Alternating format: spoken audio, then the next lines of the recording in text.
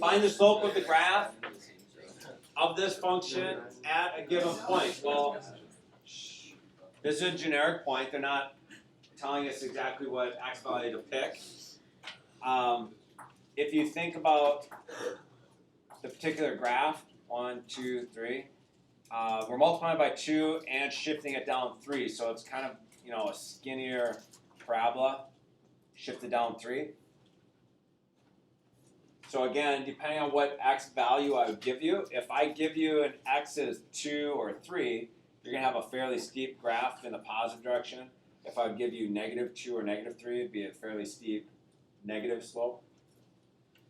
So anyway, if I ask you to find the slope of the graph, you're going to go right into the limit as h goes to 0 of that difference quotient. So the limit as h goes to 0 of 2, I put x plus h in for my x squared, right? C. Minus 3. So that is my original function with x plus h placed into it. The difference quotient then tells you to subtract off your original function and put it all over h. So I have the limit as h goes to 0. I'm going to do this step mentally. This is x squared plus 2xh plus h squared. Then I'm going to turn around and multiply it by the 2 that's up front. So you get 2x squared plus 4xh plus 2h squared minus 3. The red stuff distributes your negative. You get negative 2x squared plus 3 all over h. What can be simplified? 3's, 2x squared. Notice the two things left, 4xh and 2h squared both have h's. Factor out the h. Factor out 2 or not? Yeah. What? If you're out of right the equal. Yeah, I'm going to factor out an h. It leaves behind 4x plus 2h all over h. Yeah, I can factor out a 2h, but I'm only getting rid of the h anyway, so I'm just doing the h by itself. If you want to put the 2 out there, you can. You're going to end up multiplying it back anyway. So this is the limit as h goes to 0 of 4x plus 2h. Once you have done this step, you don't have the error. So go ahead and plug in the 0. And I'm left with 4x. That is the equation of the line we're looking for. Now up above, they said find the slope. Well, it depends on what x value we would give you. But anytime the question says slope, please hear this. Anytime the question says anything about slope, you have to find the equation of the line, identify it, that's my line, and then say something about slope. You must say something about slope if it says slope at the beginning. Got it? Yeah. They don't want you to just choose one? No. How do you say that's one? If I would have given you a number to actually plug in, you just put it in. You just put it in fractions. Derivatives. Okay, that's what we're finding. We're finding the derivatives of these functions. Here are different notations depending on what textbook you're doing or what type of problem you might be doing. You might use this type of notation. Here, they're asking us just to find the derivative. So what I would like you to do with somebody sitting near you is you're going to plug this in, go to the difference quotient. What we've been doing, x plus h goes in, then you subtract the function, then you divide by h, all of the limit of h goes to 0. Do all that work, and we'll see what you come up with for a derivative. Notice there are 2 x's in the original problem, so you have to put x plus h in there twice, so try it.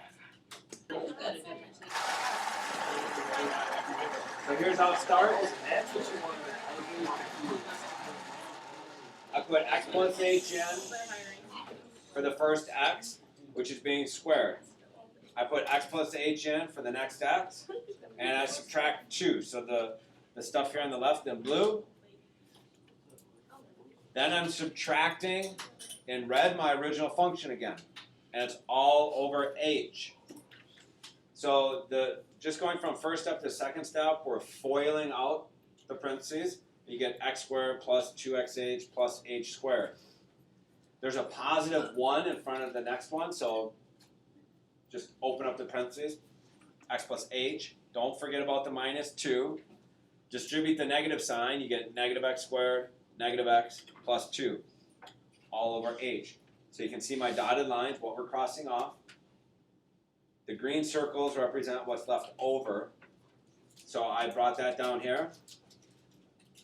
Now in this step, what I'm doing is I'm crossing off the h's and making h 0. And so the only thing left is 2x plus 1. So 2x plus 1 is the derivative. Why did you say it?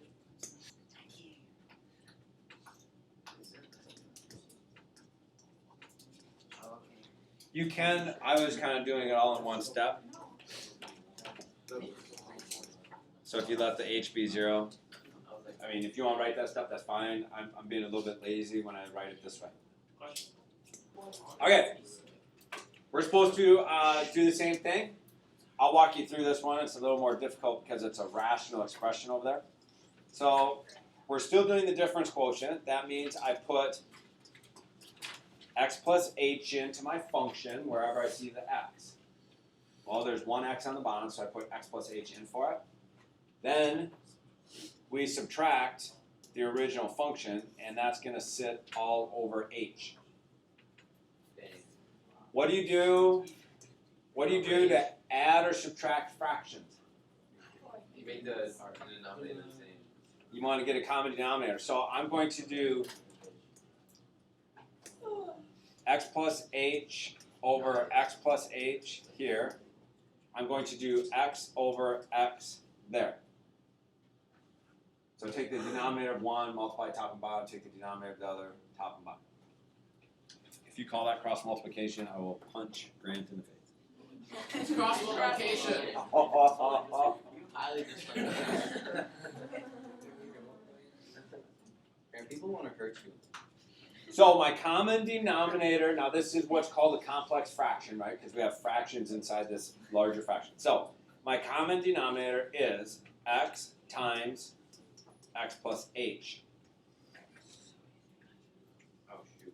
Now I have x times 1 here on the left. Here we have to be careful. So let's just grab the negative 1 and distribute to these guys. So I have negative 1 times x, which is negative x. Negative 1 times h, which would give me the negative h. All over the h. Oh wow. So then you just do by These two are gone because x minus x in the numerator is gone. It's not nearly as bad as you think. So here we go. I have negative h on top being divided by x plus h, right? That's this top. That's what's left up top. Instead of dividing by h, what can we do? I'll have a over h. You're too cool. Multiply by 1 over h. Now we can do a little chunga chunga.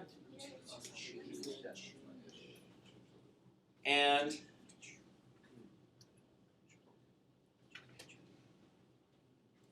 after I've done that step, we're really ready to plug everything in. So we have negative 1, don't forget about the negative sign, times 1 over there, x plus h. Now, when you put that 0 in for h, I have negative 1 over x squared. What are the two x values from above? X equals 1. and Today's 3. So you're gonna put 1 in for the x, and you're gonna put 3 in for the x. So what's your slope when you plug in the 1?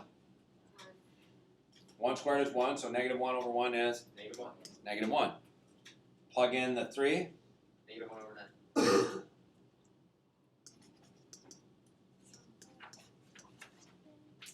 And again, remember what this graph is, 1 over x. You know, 1 over x does something like that. So at a slope, or excuse me, at an x value of 1, you know, that would probably be about right. Oh, that'd be about right there. Negative 1 kind of matches. And if you go to 3, that would be 1, 2, 3. That would be right there. It looks like a positive one. It should be fairly flat. Say that again. It looks like it's on the positive side. It is, but the slope's going Slope is this way though. Oh, You get the tangent line. okay.